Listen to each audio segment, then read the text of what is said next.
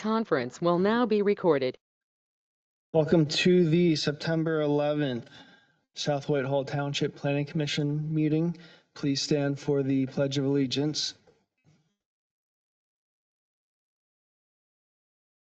Pledge allegiance to the flag of the Republic, nation, visible.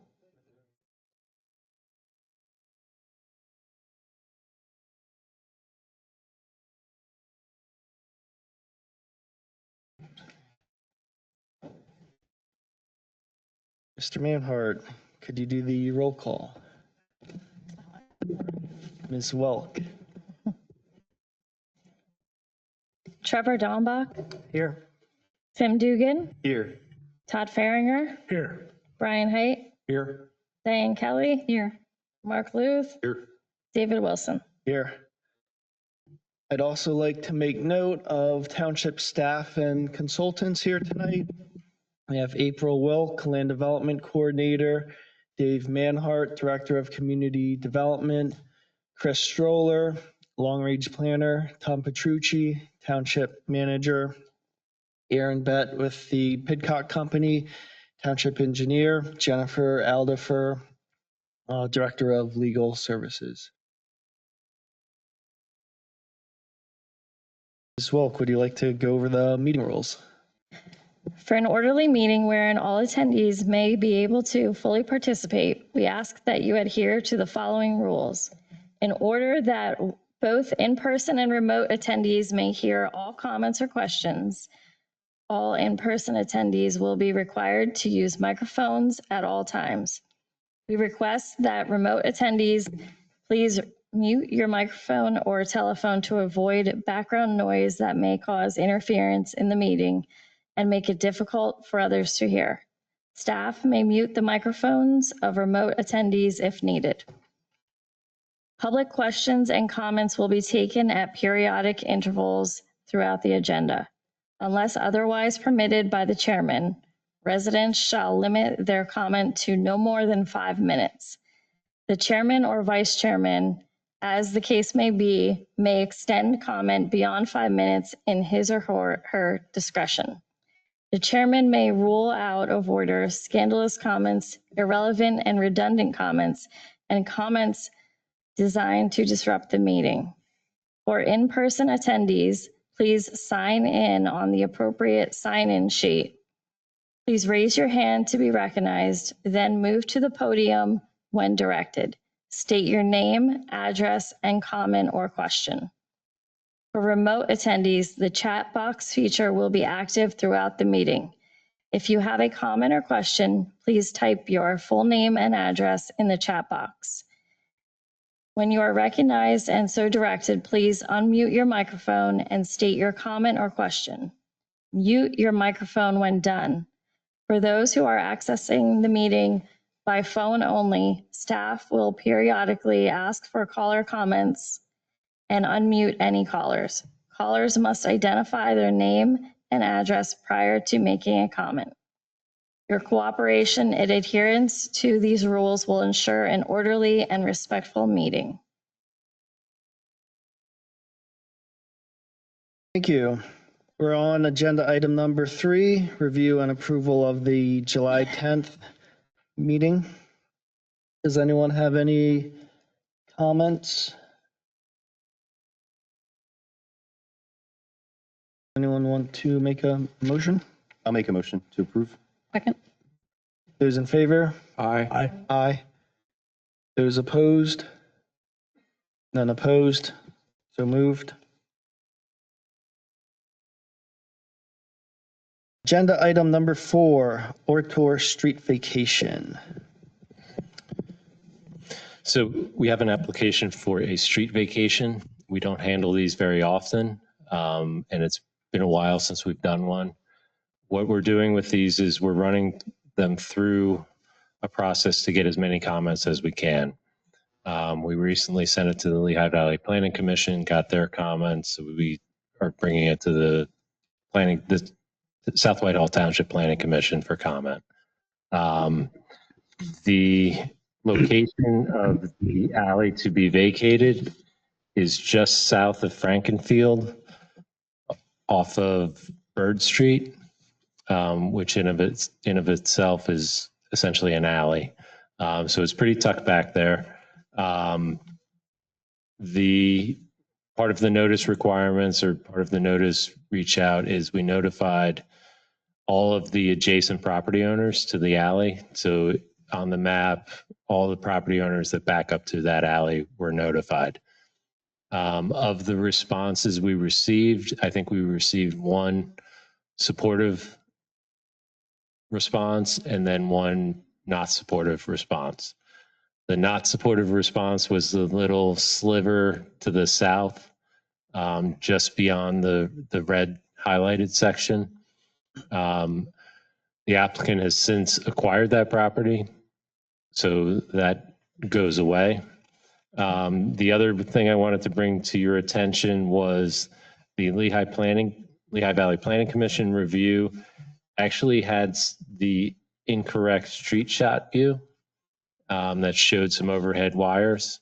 So I included in the packet actually I went out there and took some pictures. The only wire to speak of is just a service wire to the garage.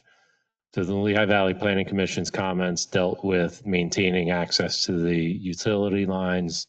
There are no utility lines, so that comment essentially goes away.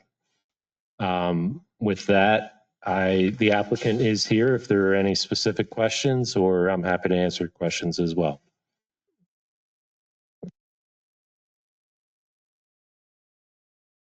Does anyone have any questions? This is pretty much a paper street, which means it's on paper, not necessarily really an improved street. It's almost like a backyard.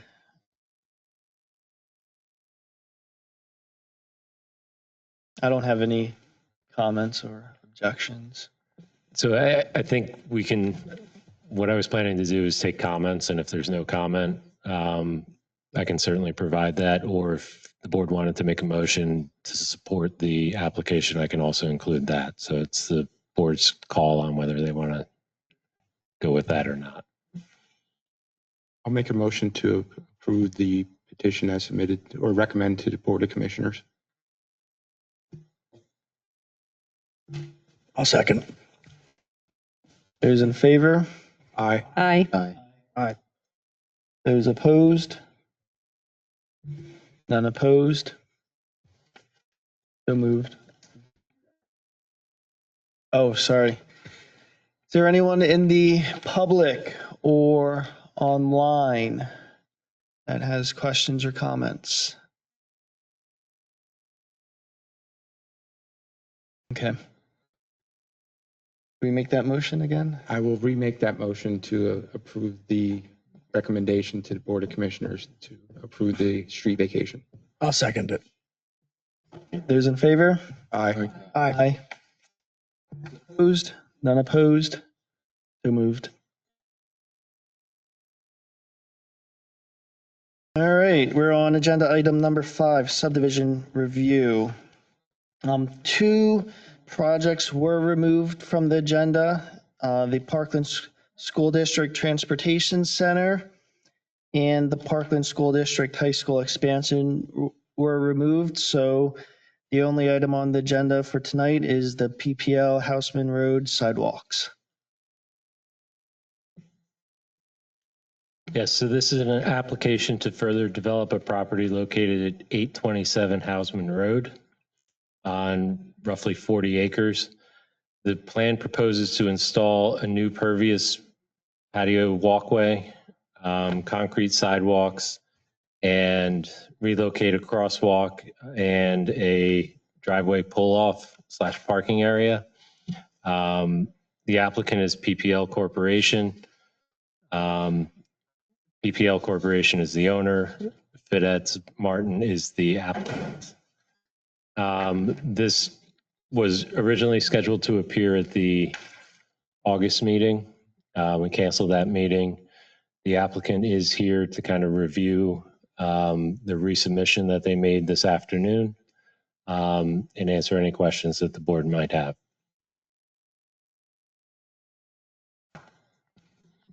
Ms. Bett, would you like to do your engineer Sure, presentation? sure. Obviously, I won't dive too far into it because it is a resubmission that they submitted back through for next month. We were asking for certain items to be further clarified. This is a preliminary final land development submission. So there were just a couple missing parts that were typically required as part of the saldo. One of the major things that we typically ask is for frontage improvements, and sidewalks would be required along this parcel. And then with their impervious cover, it's not to the extent that it would require a full-blown stormwater management review. So we'd ask for a small narrative in that portion. But the applicant can address any comments that you might have. Thank you. Applicant, it's all yours. Just please state your name for the record and your relationship for the applicant. Sure. My name is Jason Bukta. I'm with OT Consulting. We're the civil engineers on the project. And with me is John Limpar, I'm with the Feditz and Martin Associates, the architects on the project.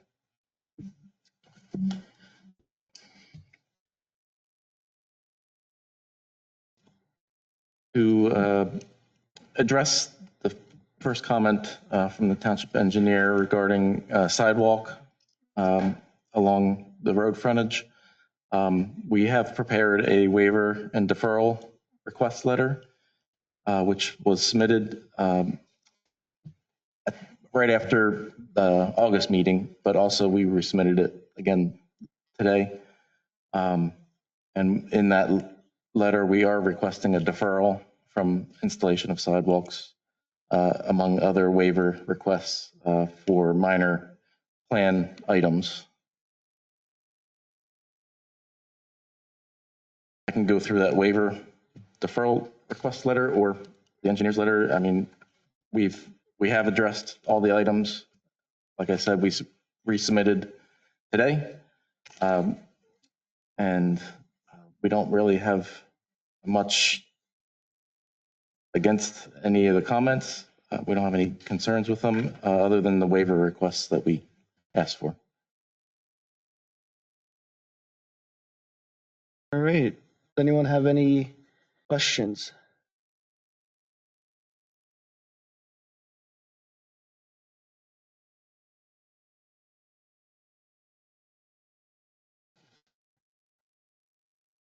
In terms of the waiver request and the plan revisions, because I believe there are a number of comments, were they submitted on time by the deadline? Were they reviewed? So we received everything this afternoon for the resubmission for the October meeting. I can't believe it's September already, but for the October meeting.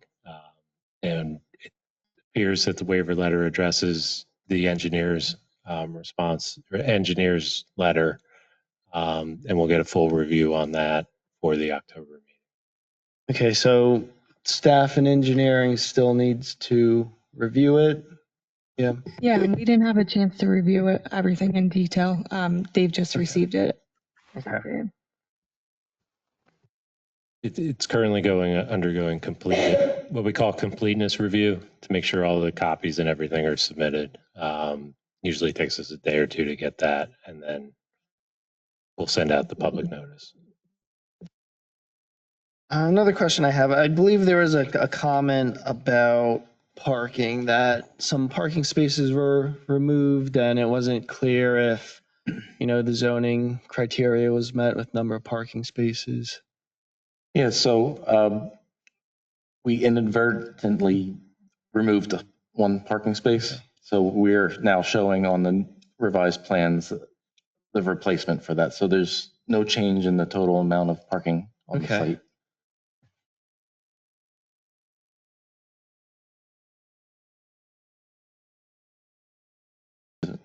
Anybody have a problem with the deferral? Kind of a road to nowhere.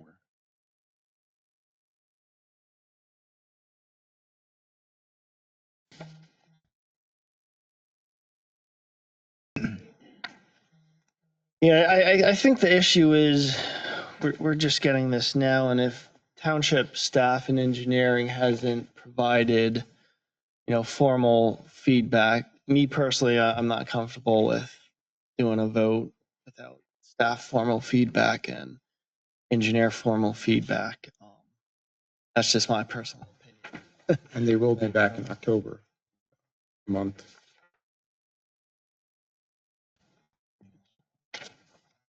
We provide, informal feedback if anyone has anything.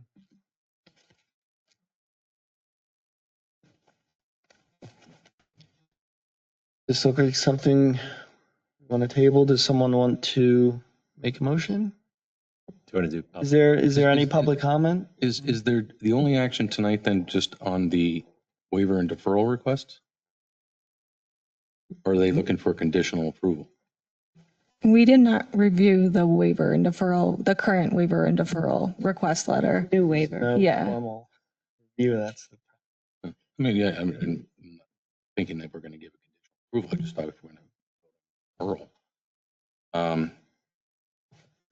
I can wait till next month. It's fine. The waiver and deferral request that we reviewed by our office and the township had reviewed as well was for preliminary final plan approval. And that process is acceptable with the township together. So that was the only one that was put forth in front of us for this submission. The resubmission, I'm understanding, is addressing further waivers and deferrals. Yeah. I have no problem with the Yeah, preliminary waiver for preliminary final. Yeah. That's fine. I got nothing for 3,800 square feet. It wouldn't be a waiver. It's already acceptable with the ordinance, so it could be withdrawn. All right. I think it does seem like you're at the finish line. It's just you got to go through the formal process with township review, staff review, and engineering review. Is there anyone in the public that has any comments or anyone online?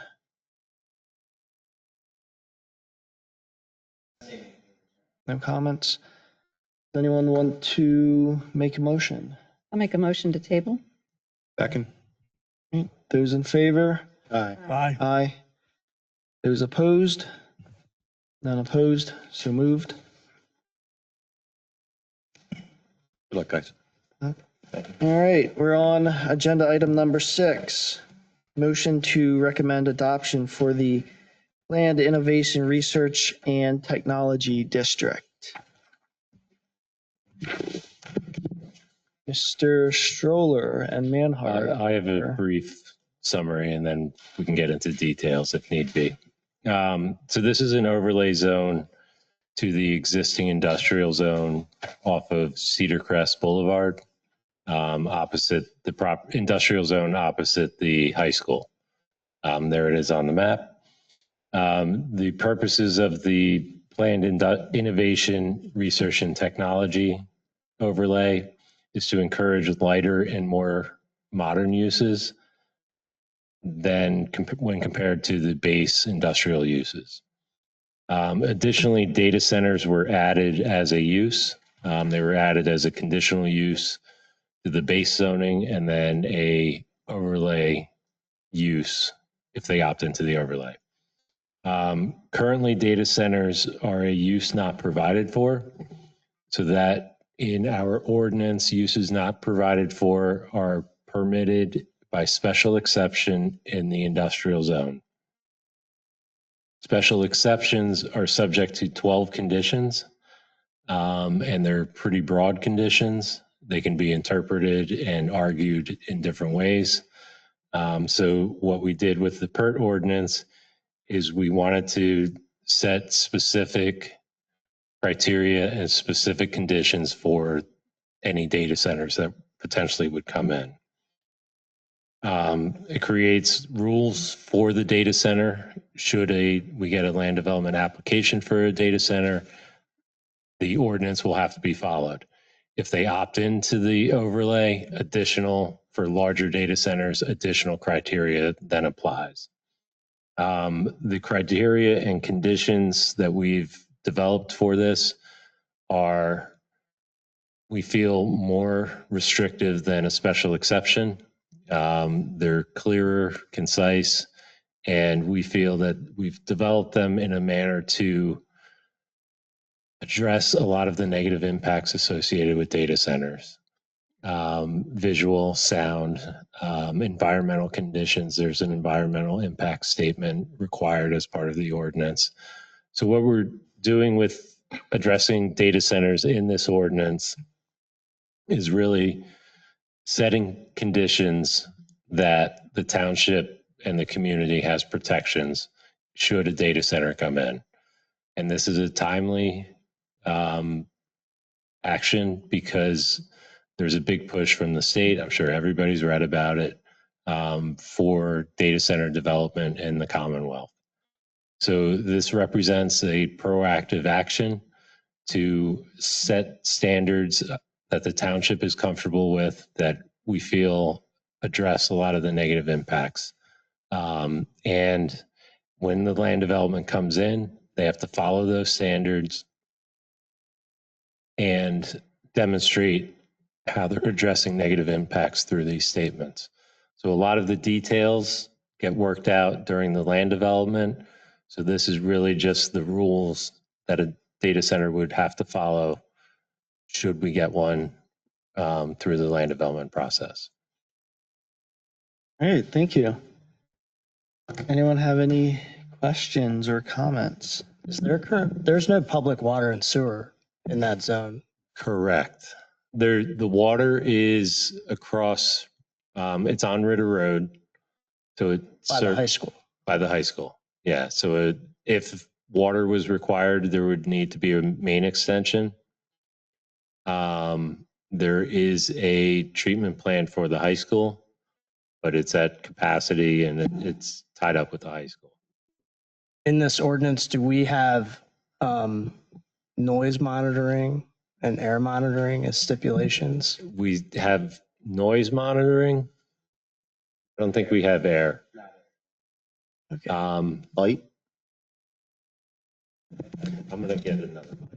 Okay. Yeah, so the specifically talking about noise through the land development process, in the beginning of the land development process, if a data center were to come in, they would have to provide a pre-construction noise study that monitors and models the existing noise that's there, and based on the development, what they anticipate. We also have specific decibel level controls at the property line, and then we would require continuous monitoring post-construction. The continuous monitoring, the requirement is that during the land development process, they would provide us the specifics of that monitoring plan so that would be worked out as a condition of their land development approval. Whether that's, continual monitoring that the township has access to, or they have to provide sound levels every month or something like that. Each project could be potentially different, and it's new technology that we've been trying to research as much as we can. But so yes, noise monitoring is there. Air quality monitoring is not specifically included, but as Dave mentioned, we do have the environmental impact statement. So if there is a concern about air quality, that's the time for an applicant to address that. That's reviewed obviously by this board, by staff, the Environmental Advisory Council, and that gives an opportunity for us to ask specific questions about those types of things early in the process. The noise level is on 203 of our packet. Oh, okay.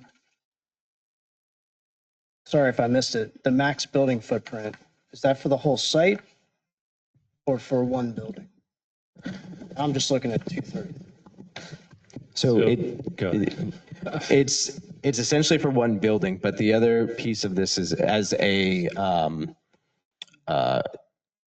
the PERT, the idea behind the PERT is a campus style development. So there is a possibility of a coordinated development, which could be different buildings on one parcel. So the size limitation is per building. Under the PERT, it's up to 500,000 square feet. Yeah, that's specific to the data center. What's that? That's specific to the data center. Yes, correct. 500,000. Yes. Any other uses that are allowed in the PERT ordinance are already existing uses in, and so those have their existing criteria. What I'm pulling up on the screen, we created a hub site that can be accessed through the township's website. On this tab here, data center standards, this just gives you like a quick snapshot so that you don't have to page through all the pieces of the ordinance that talks about some of the dimensional criteria and so forth. Importantly, as part of this, so we have the requirements through this optional zoning overlay, which again has that very, very specific, extensive design requirements because it is an optional overlay to kind of ensure the that we are providing uses, all uses for, as this is an option, but we still have an opportunity for data centers to come in under the conditional use process. Again, in the industrial zone, those are limited to 150,000 square feet. So there's just, for clarity in the adopting ordinance, this table kind of helps outline between those two options what the differences are. Is the current industrial use setback 350 feet? The current industrial use setback is 50 feet. 50 feet from a public road for most of the uses that are there. So under the PERT district, it's 350 feet for a data center. That's feels a little heavy on the Roughly a waste conditional of use land, yeah, for buffer. somebody to option in.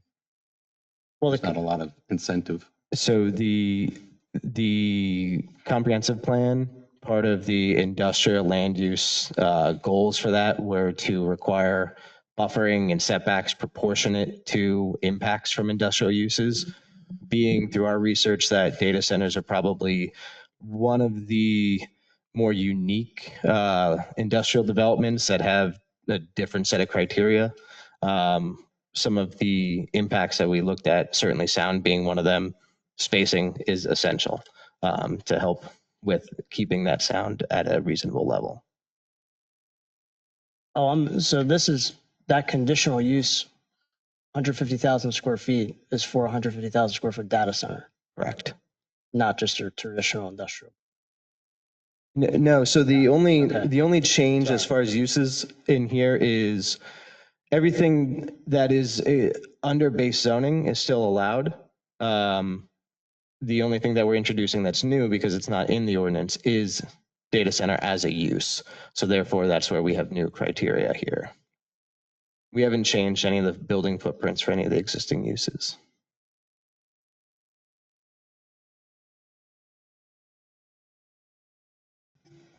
Notice he's up there now doing testing. Sorry. Yeah, Notice he's up there now doing testing geologic, my guess. yeah, Has he, what's going on up there approached the now? township about anything? We've heard from the property owner that things are, they're doing some research as to what could potentially go there. What was the historic use on that? Was there everything there? Parts of the property, I think, were part of Trojan Powder.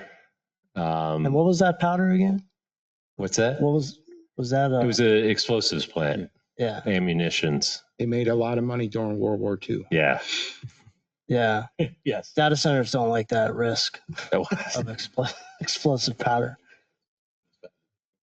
Yeah. Until it blew up in 1976. Yeah, several times. Anyone? I have a question about back to the noise, and it said to apply, this shall not apply in emergency situations or during construction. What is the duration? Let's say they lose power and all the backup generators fire at once. And I've seen site locations where there's 40 diesel generators. Do we give them out or not? Because it takes a while to re-energize these things. So That may be in the township's noise ordinance already. I don't know that offhand, but that would probably be something that, looking at that ordinance, we should address regardless of whether it's data center or any other type of what they emergency. generally do is the backup generators, they have to fire every so often to maintain reliability. And what they do is they usually fire them in, not all at the same time, but in a series to keep the sound levels down. a lot of the sound from these comes from the air cooling on the roofs of these things. The water is not so much a factor anymore because they're closed loop systems now, where they used to draw water from the rivers. Now it's almost like a radiator where they cool it inside. So you can place these just about anywhere. To address the kind of cycling of the generators, so that's in there as well. We have parameters on when they can and cannot cycle for backup, but that would not apply to emergency situations. right. Emergencies. I just didn't know if there was a time duration that like after full power is restored to the area, how long they can run those. But I also had a question about the height of fences. I've also seen locations where they have required 10 and 12-foot fences due to the high security of these things. Is this something they would have to go to zoning to get a waiver from, or? Yes, if they, so the requirement, I believe, is 10 feet. 8 feet. 8 feet. And if they wanted to go higher, they would need a variance. Okay. Have we thought about with these data centers, sometimes permanent power is not available for upwards of 5 years post completion of construction. So they run on temporary power for up to 5 years. Some hyperscale users are willing to pay that. So you would have big turbine generators running for 5 years, especially if you can connect to gas, natural gas. So that would kind of kill that, regulation on temporary power. I would consider The noise you're saying? Yeah. That's kind of what we've been trying to address here is it's on the developer to determine how they're going to comply with that. I would just be very specific that they'd have to get some type of waiver or something from the township if they're going to rely on temporary power for multiple years. Because PPL, I don't know what lines go through there, but if there's not a 230 kV plus line, they're going to have to upgrade their lines, build a substation. Sometimes that's 2 to 5 years. So I think the details of power, when things are going to happen and timing is all land development. So when we see an application, that's when these questions are perfect and things that we want to get ahead of during the land development process. And right now we're trying to get the ordinance that sets those rules and what we're going to look for and what we're going to ask for during the land development process. Yeah, I would definitely consider, and I'm sorry I haven't read it cover to cover, but something about temporary power post-construction and like a limit. Because it could go on. I was in a presentation earlier this week, and this person mentioned like it would be 5 years. And sometimes these data center users, whether it's a 25 meg data center, a smaller one, or a hyperscale user like your Google, Amazon, they anticipate needing it for multiple years. And then if the power never comes, which is possible, they just use it. So it would fall under the noise standards and the monitoring and that part of it. If PPL had to establish a new substation, would they be under these regulations, or as a utility, they would be exempt? The PPL is an exempt utility. I mean, they usually try to be a good neighbor. Yes. But, yes. Okay.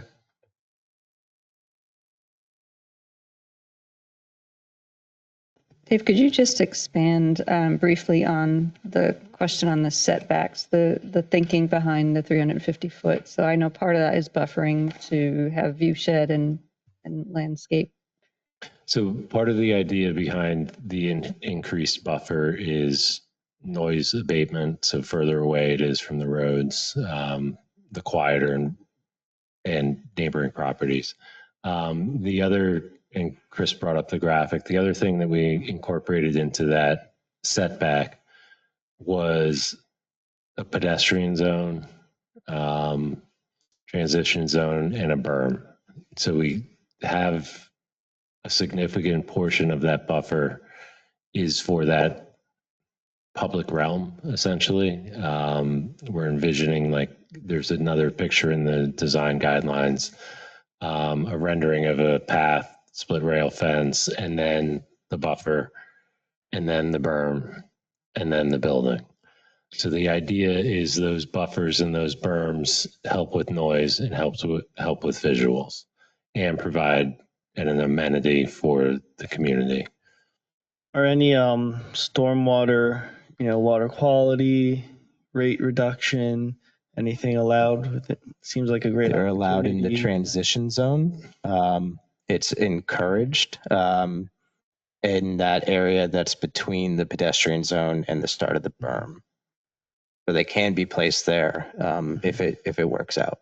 And that's where that transition zone does not have a set width or standard, so that we could allow for stormwater management to be located there, as long as they still have space for the that visual buffering. And as Dave mentioned, that's either like an earthen berm here, or if so the setbacks are 350 feet from public roads, but if there are areas that it's not a public road, it's a smaller setback, especially if you're like between an industrial property or something like that.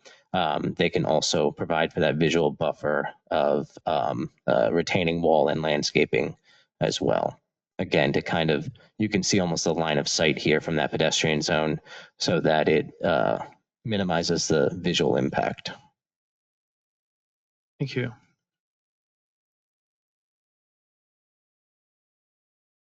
Any other questions? Can you scroll down to that option B?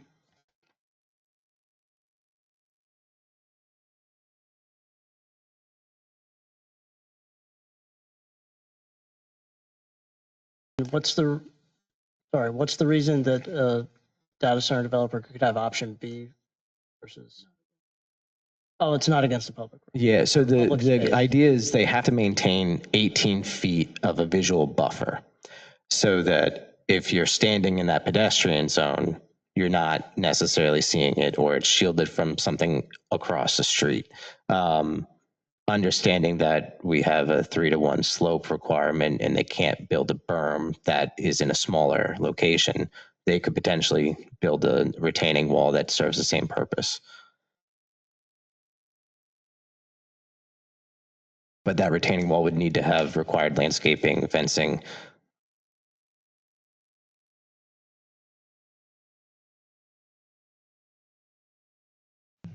So if they were constructing a road that was going to become public, it would be 50 feet. 150 feet. Okay. Yeah, because the industrial zone right now is very large. We also have on the official map a road that's in the middle of that. The expectation that the singular access to some industrial development in that 1,000-acre area is probably going to be some road construction. Yeah, I read the chart wrong. I was looking at ancillary equipment. So, sorry about that. Chris,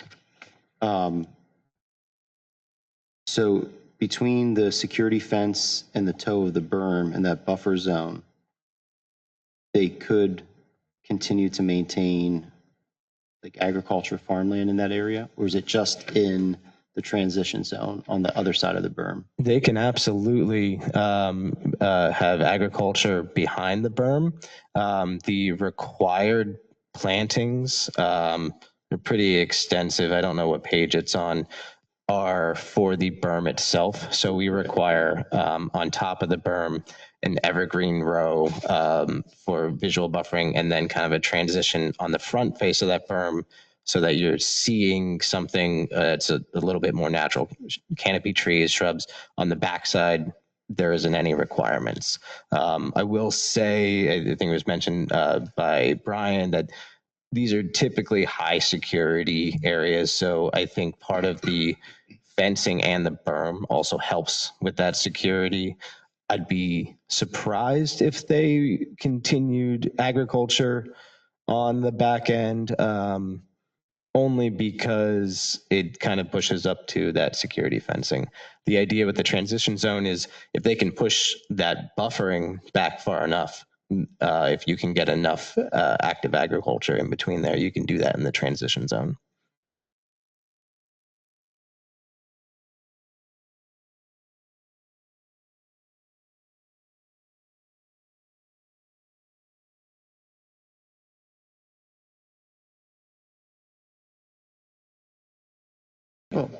This stemmed originally from the Jordan Valley Preservation Overlay, which was intended to be clustered development for the preservation of open space.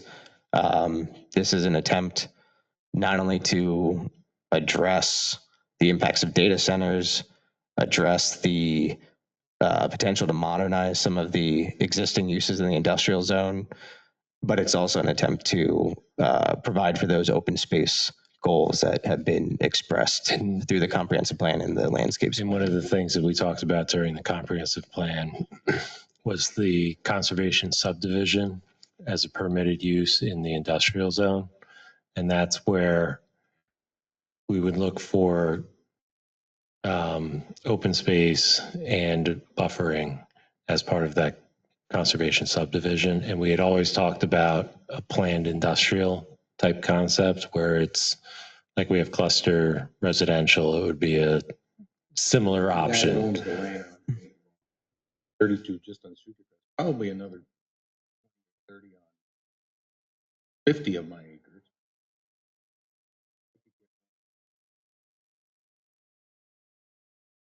Along the current zone, 50 foot from Cedar Crest. So I don't know where the incentive is for somebody to jump into this game.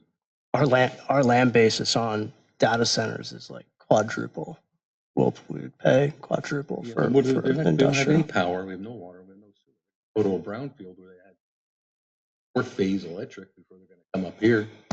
Plus, they have that stupid railroad trestle. Yeah, we aren't necessarily in the business of doing feasibility studies. We're, again, back to the earlier points, is we're trying to get something on the books. So if something comes in, we're protected. I think you're on the right track. I know it's a big setback. Other municipalities actually are worse that I've seen very recently by And several that's what we're afraid of if we don't have. Yeah. So. And I think if there's opportunity to provide stormwater management features within that area, it could be used very well to enhance water quality. Yeah. I mean, and the majority of that area is not unusable land.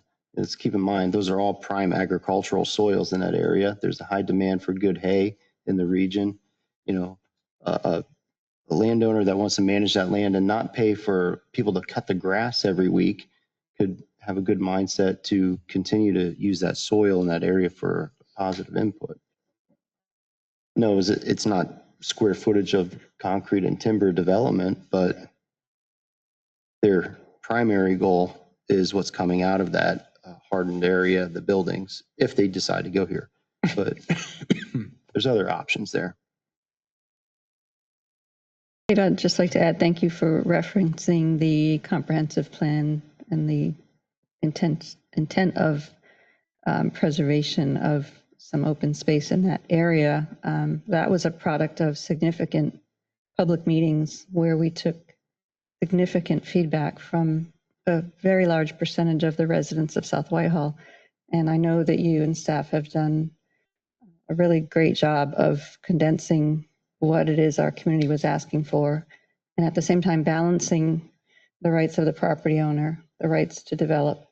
And I think that you've done really a very good job of finding that middle ground where we can actually do both here. I appreciate the buffer zones and the walking path and the ability to have that space preserved.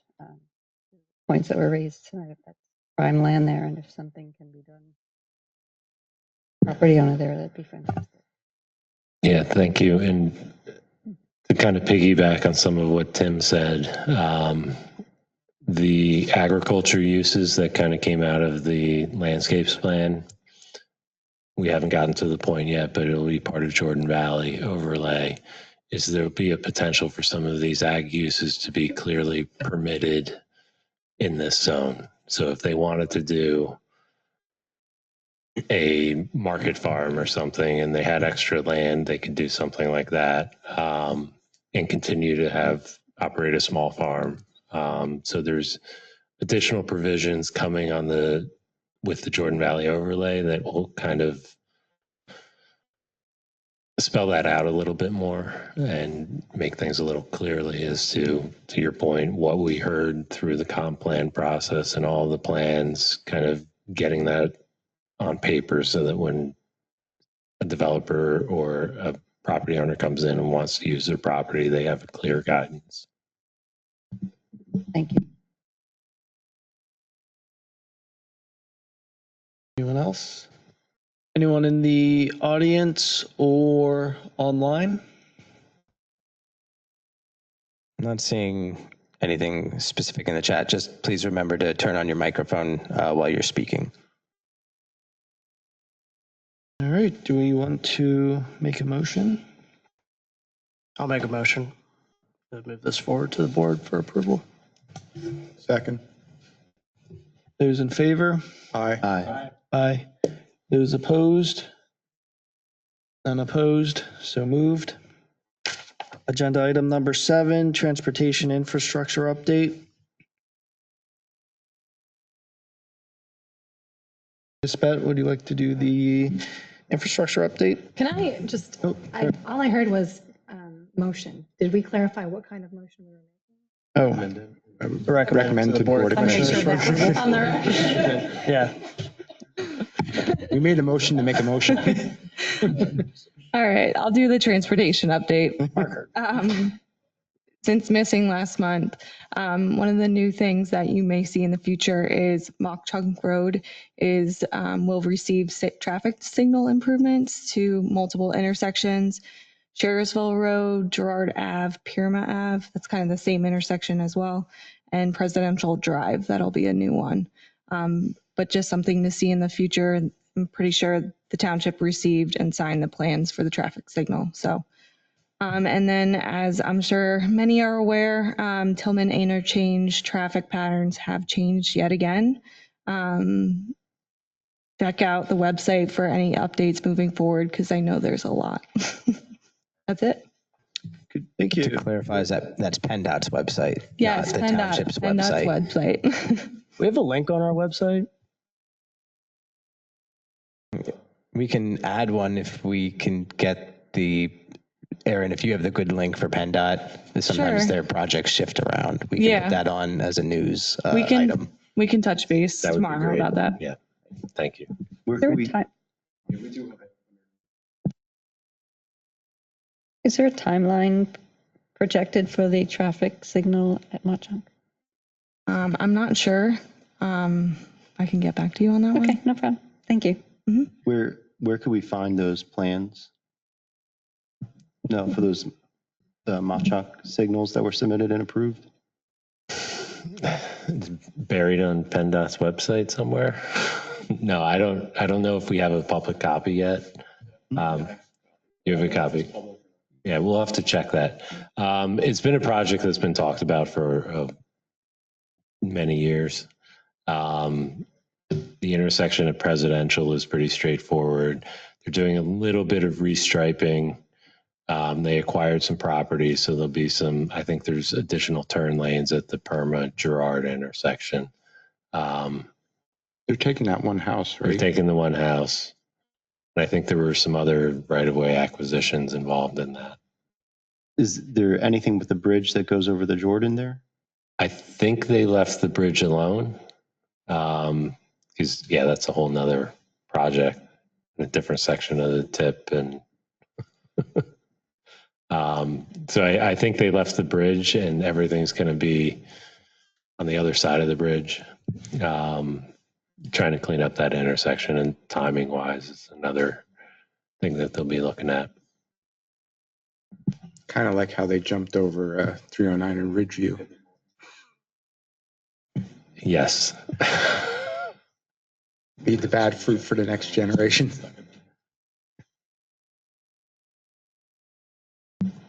All right, agenda number 8, courtesy of the floor.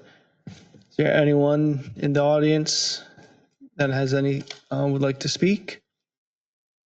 No? Dave Manhart? So applications we received this morning or this afternoon, or previously for next meeting, PPL will be back. We received the School District Transportation Center Land Development Plan. So they have two separate applications for at the last or on this meeting was the lot consolidation plan. So they're running a land development plan and a lot consolidation plan as separate applications. And then we also received the resubmission for Willows at Calvary Temple. So assuming the completeness review goes through, we will be seeing those projects potentially at the next meeting. Great. Is there anyone online?